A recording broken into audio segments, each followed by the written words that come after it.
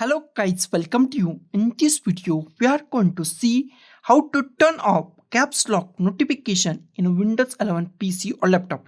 Whenever I click on the hit caps lock key, one sound is appear on my headphone or speaker. We hear the one sound beep sound and I want to remove that beep sound. This is the notification from the caps lock. Its caps lock is on and I want to remove that. That is very easy and simple. So let's go to our video. Go to the start, click on the start.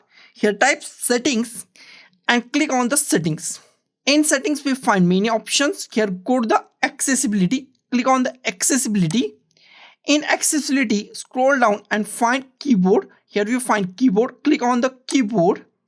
In keyboard, here you find toggle key.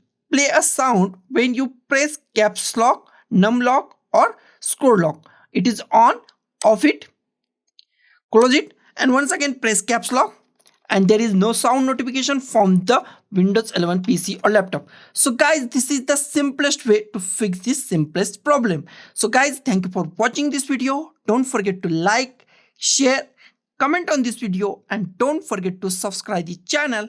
Thank you guys.